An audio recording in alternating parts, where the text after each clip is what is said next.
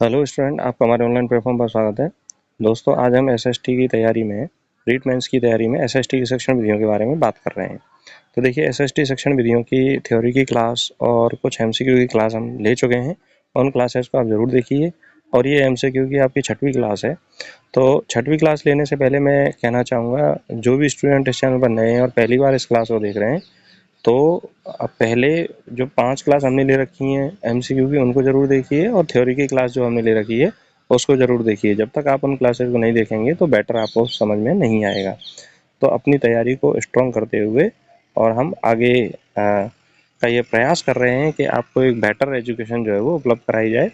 तो चलिए हम आज के क्वेश्चन से शुरुआत करते हैं। आज का पहला क्वेश्चन है, सामाजिक अध्ययन में एक्टिविटी बेस्ड लर्निंग का अर्थ क्या है? एक्टिविटी बेस्ड मतलब ABL, एक्टिविटी आधारित जो शिक्षा है और क्रिया आधारित शिक्षा, उसका अर्थ क्या है? क्रियाओं और अनुभवों के माध्यम से सीखना, केवल व्याख्यान, मौन अध्ययन और गृह कार्य। तो देखिए, सामाजिक अध्ययन में एक्टिविटी बेस्ड लर्निंग का अर्थ है क्रियाओं और अनुभवों के माध्यम से सीखना। एक्टिविटी बेस्ड लर्निंग का अर्थ क्या होता है? क्रियाओं और अनुभवों के माध्यम से सीखना। अगला क्वेश्चन है, एसएसटी में ब्रेन स्टॉर्मिंग विधि का उपयोग किस लिए किया जाता है? एसएसटी में ब्रेन स्टॉर्मिंग का मतलब हुआ मस्तिष्क उद्दोलन विधि। मस्तिष्क उद्दोलन विधि। अब इस विधि के जनक कौन है? इस विधि के जनक हैं एलेक्स आसबर्न। मस्तिष्क उद्दोलन विधि के जनक कौन है? Alex Osborne. ये परीक्षा में पूछा जाता है, इसको आप याद रखो। और इस विधि का प्रयोग किस लिए किया जाता है? नए विचार उत्पन्न करने के लिए, परीक्षा लेने हेतु, मौन अध्ययन हेतु और अनुशासन बनाने हेतु। तो देखिए, मस्तिष्क उद्दोलन विधि में क्या होता है कि जब बालक अधिगम करता है तो वह अपने मस्तिष्क में नए नए विचार उत्पन्न करता है और नए नए विचारों के माध्यम से वह अधिगम करता है। तो उसे हम मस्तिष्क उद्दोलन विधि कहते हैं। तो इसमें राइट आंसर क्या हो जाएगा? ए हो जाएगा। मस्तिष्क उद्दोलन विधि में परीक्षा लेने का कोई अर्थ नहीं होता, मौन अध्ययन का कोई अर्थ नहीं होता और अनुशासन का कोई अर्थ इसमें नहीं होता। यानी कि यह बाल केंद्रित विधि है और मनोवैज्ञानिक विधि है। तो आप याद रखिए, और इसके जनक कौन है? Alex Osborne. अब हम बात करते हैं नेक्स्ट क्वेश्चन के बारे में। सामाजिक अध्ययन के लिए शिक्षण में प्रॉब्लम सॉल्विंग मेथड की विशेषता है। प्रॉब्लम सॉल्विंग मेथड का मतलब क्या हुआ? समस्या समाधान विधि। इसका मतलब क्या है? समस्या समाधान विधि की क्या विशेषता है? सामाजिक अध्ययन के शिक्षण में तार्किक सोच विकसित करना, मौन अध्ययन, रटना और अनुकरण। तो देखिए, समस्या समाधान विधि की जो विशेषता है प्रॉब्लम सॉल्विंग मेथड में, वह है कि बच्चों में तार्किक सोच विकसित करना। बच्चों में तार्किक सोच को विकसित करना प्रॉब्लम सॉल्विंग मेथड की विशेषता है। तो इसमें राइट आंसर क्या हो जाएगा? ए। अगला क्वेश्चन है, लेक्चर मेथड का मुख्य दोष क्या है? लेक्चर मेथड मतलब व्याख्यान विधि। व्याख्यान विधि का मुख्य दोष क्या है, ये हमें जानना है कि व्याख्यान विधि का मुख्य दोष क्या है। छात्रों की निष्क्रियता, समय की बचत, अवधारणाएं स्पष्ट होती हैं और संवाद बढ़ता है। तो देखिए, व्याख्यान विधि में टीचर जो है पढ़ाता है, पूर्णतः शिक्षा केंद्रित है और अमनोवैज्ञानिक है। इसमें छात्र जो है केवल सुनते हैं, तो छात्रों की निष्क्रियता बनी रहती है और यही कारण है कि यह अमनोवैज्ञानिक है। तो इसमें राइट आंसर पर क्या हो जाएगा? छात्रों की निष्क्रियता। छात्रों की निष्क्रियता ही व्याख्यान विधि का क्या है? मुख्य दोष है। अगला क्वेश्चन है, सामाजिक अध्ययन में सर्वे मेथड का प्रयोग किया जाता है। मतलब सर्वे मेथड का मतलब होगा कि भाई सर्वे किया जाए किसी चीज़ का, उसका प्रयोग किस लिए किया जाता है? सामाजिक परिस्थितियों को समझने हेतु, परीक्षा अभ्यास हेतु, मौन अध्ययन हेतु और रटने के लिए। तो देखिए, सामाजिक अध्ययन में सर्वे मेथड का जो प्रयोग है वह सामाजिक परिस्थितियों को समझने के लिए किया जाता है। तो इसमें राइट आंसर क्या हो जाएगा? ए। क्या रहेगा इसका राइट आंसर? ए। अगला क्वेश्चन है, एसएसटी शिक्षण में कोऑपरेटिव लर्निंग मतलब सहकारी अधिगम। कोऑपरेटिव लर्निंग मतलब सहकारी अधिगम, इसी को हम सहयोगात्मक अधिगम भी कहते हैं, का अर्थ है सहयोग द्वारा सीखना, प्रतियोगिता द्वारा सीखना और मौन अध्ययन और अनुशासन बढ़ाना। तो देखिए, सहकारी अधिगम का अर्थ ये होता है कि भाई हम नाम से पता कर रहे हैं कि इसमें सहयोग के द्वारा एक दूसरे के सहयोग के द्वारा छात्र सीखते हैं, तो उसी को हम सहकारी अधिगम कहते हैं। तो इसमें राइट आंसर क्या हो जाएगा? ए, सहयोग द्वारा सीखना। नेक्स्ट है, सामाजिक अध्ययन में हिस्टोरिकल मेथड का मुख्य उद्देश्य है। सामाजिक अध्ययन में हिस्टोरिकल मेथड का मुख्य उद्देश्य है ऐतिहासिक तथ्यों का विश्लेषण, रटना, परीक्षा, मौन अध्ययन। देखिए, हिस्टोरिकल मेथड का जो मुख्य उद्देश्य होता है, यानी कि ऐतिहासिक तथ्यों का विश्लेषण करना। ये हिस्ट्री का मतलब क्या हुआ? इतिहास। तो हिस्टोरिकल मेथड का मतलब क्या हो गया? ऐतिहासिक तथ्यों का विश्लेषण। तो इसका राइट आंसर क्या हो जाएगा? ए। क्या रहेगा इसका? ए। अगला क्वेश्चन है, एसएसटी एसएसटी सेक्शन में इंक्वायरी अप्रोच का प्रयोग करने से क्या लाभ होता है। इंक्वायरी अप्रोच मतलब होता है पूछताछ विधि या पूछताछ उपागम, इसको हम बोलते हैं। इसका प्रयोग करने से, या इसी को प्रक्षा उपागम कहते हैं, तो इसका प्रयोग करने से क्या लाभ होता है। जिज्ञासा और अनुसंधान भावना का विकास होता है, समय व्यर्थ होता है, निष्क्रियता रटना। तो देखिए एसएसटी सेक्शन में जिज्ञासा और अनुसंधान भावना का विकास होता है इंक्वायरी अप्रोच से। तो इसका राइट आंसर क्या हो जाएगा, ए। क्या रहेगा इसका राइट आंसर, ए। अगला क्वेश्चन है, सोशल स्टडीज का प्रमुख उद्देश्य है, मतलब सामाजिक अध्ययन का प्रमुख उद्देश्य क्या है। अच्छा नागरिक बनाना, केवल परीक्षा में पास होना, रटना और गणना सिखाना। तो देखिए ये सिंपल क्वेश्चन है, ज़्यादा इतने टफ क्वेश्चन नहीं है। इनमें इन कुछ क्वेश्चनों को कराने का उद्देश्य यही है कि भाई प्रारंभ में जब आप कोई चीज़ सीख रहे हैं तो आप आसानी से उस विषय को सीख पाएँ, इसीलिए इसने सिंपल क्वेश्चन आप कराए जा रहे हैं। अगला जो हमारा चरण होगा क्वेश्चन का, उसमें हार्ड लेवल के, मीडियम लेवल के होंगे और प्रीवियस ईयर क्वेश्चन होंगे। तो हमारे साथ बने रहिए और अपनी तैयारी को स्ट्रॉन्ग करते रहिए। तो देखिए सोशल स्टडीज का मुख्य उद्देश्य है अच्छा नागरिक बनाना। क्या है, अच्छा नागरिक बनाना। तो इसमें राइट आंसर क्या हो जाएगा, ए।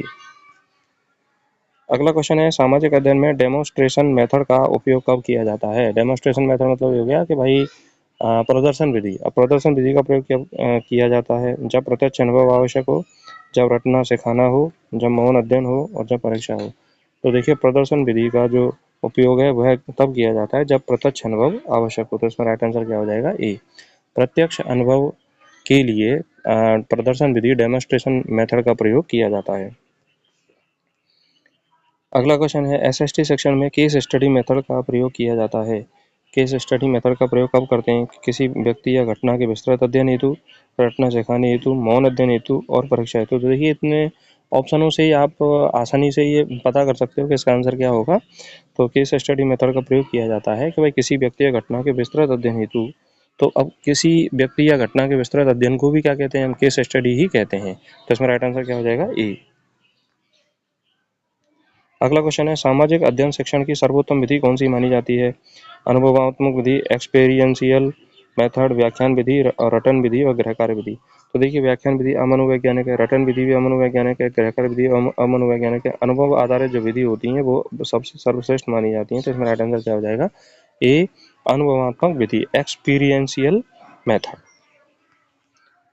अगला क्वेश्चन है, एसएसटी सेक्शन में प्रोजेक्ट मेथड का मुख्य लाभ क्या है, मतलब प्रायोजना विधि का मुख्य लाभ क्या है। जीवन के साथ शिक्षा को जोड़ना, समय व्यर्थ करना, परीक्षा अभ्यास करना, मौन अध्ययन करना। तो देखिए अच्छी प्रायोजना उसी को माना जाता है जो जीवन के साथ जुड़ी हुई होती है। तो इसका सबसे बड़ा लाभ होता है जीवन के साथ शिक्षा को जोड़ना। तो इसमें राइट आंसर क्या हो जाएगा, ए। क्या रहेगा इसका, ए। अगला क्वेश्चन है, सामाजिक अध्ययन में रोल प्ले मेथड का उपयोग किया जाता है सामाजिक व्यवहार को समझाने हेतु, मौन अध्ययन हेतु और गृहकार्य हेतु और परीक्षा हेतु। तो देखिए रोल प्ले मेथड को बोलते हैं भूमिका निर्वाह विधि। क्या बोलते हैं, भूमिका निर्वाह विधि। तो इसका जो उपयोग है वह सामाजिक व्यवहार को समझाने के लिए किया जाता है। तो इसमें राइट आंसर क्या हो जाएगा, ए। क्या रहेगा इसका, ए। अगला क्वेश्चन है, ये इंपॉर्टेंट क्वेश्चन है, आपकी परीक्षा में पूछा जा सकता है, इसको याद रखो। लर्निंग बाय डूइंग का सिद्धांत किससे संबंधित है, जॉन डीवी, पियाजे, स्किनर, थॉर्नडाइक। तो देखिए लर्निंग बाय डूइंग का जो सिद्धांत है वो जॉन डीवी ने दिया। किसने दिया, जॉन डीवी ने। तो इसमें राइट आंसर क्या है, ए। तो लर्निंग बाय डूइंग जो है वो किसने दिया है सिद्धांत, जॉन डीवी ने।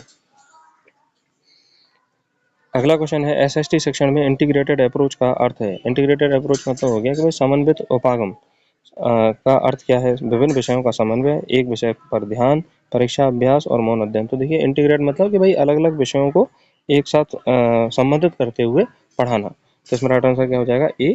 एक विषय पर ध्यान इसमें नहीं होता, परीक्षा अभ्यास नहीं होता, मौन अध्ययन इसमें नहीं होता। अगला क्वेश्चन है, सामाजिक अध्ययन शिक्षण का सर्वोच्च उद्देश्य क्या है, मतलब सब सर्वोच्च उद्देश्य क्या होगा। लोकतांत्रिक नागरिक तैयार करना, रटना सिखाना, परीक्षा पास कराना और मौन अध्ययन। तो देखिए सामाजिक अध्ययन शिक्षण का जो सर्वोच्च उद्देश्य है वह है लोकतांत्रिक नागरिक तैयार करना। तो इसमें राइट आंसर क्या हो जाएगा, ए। अगला क्वेश्चन है, एसएसटी में कम्युनिटी रिसोर्स का प्रयोग किया जाता है। एसएसटी में कम्युनिटी रिसोर्स का प्रयोग कब करते हैं, समाज से जुड़ी शिक्षण सामग्री के रूप में, गृह कार्य हेतु, मौन अध्ययन हेतु और परीक्षा हेतु। तो देखिए एसएसटी में कम्युनिटी रिसोर्सेज का जो प्रयोग किया जाता है वह किया जाता है समाज से जुड़ी शिक्षण सामग्री के रूप में। तो इसमें राइट आंसर क्या हो जाएगा आपका, ए। क्या रहेगा इसका, ए। अगला क्वेश्चन है, मैप रीडिंग स्किल किस विषय से संबंध किस विषय में सबसे महत्वपूर्ण है। मैप रीडिंग मतलब मानचित्र कि पढ़ने की जो कौशल है उसको किस विषय से संबंधित है, भूगोल, इतिहास, नागरिक शास्त्र और अर्थशास्त्र। तो आपको पता है कि मानचित्र का उपयोग किसमें किया जाता है, भूगोल में किया जाता है, ज्योग्राफी में। तो इसमें राइट आंसर क्या हो जाएगा, ए। क्या रहेगा इसका, ए। अगला क्वेश्चन है, सामाजिक अध्ययन में वैल्यू एजुकेशन का उद्देश्य है नैतिक और सामाजिक मूल्यों का विकास, केवल परीक्षा पास करना, अनुशासन बढ़ाना, रटना सिखाना। तो देखिए मूल्य जो शिक्षा है सामाजिक अध्ययन में उसका उद्देश्य यही होता है नैतिक और सामाजिक मूल्यों का विकास करना। तो इसमें राइट आंसर क्या हो जाएगा, ए। क्या रहेगा, ए। तो दोस्तों इस तरह से हमने 20 क्वेश्चन के माध्यम से इस टॉपिक को समझा। आशा करता हूँ कि आपको ये टॉपिक समझ में आया होगा। अगर आपको ये क्लास अच्छी लगी तो इसे लाइक करें, अपने दोस्तों तक शेयर करें, और जो भी स्टूडेंट इस चैनल पर नए हैं, पहली बार इस चैनल पर आए हैं, तो इस चैनल को जरूर सब्सक्राइब करें और हमें कमेंट करके बताएं कि आपको ये क्लासेस कैसी लगी और ये सीरीज़ आपको कैसी लग रही है, आपके लिए कैसे फ़ायदेमंद उपयोगी हो रही हैं।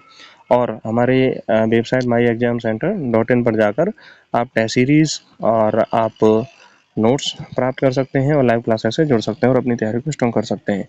तो इसी के साथ आप हमारे साथ लगातार बने रहिए। नमस्कार, धन्यवाद।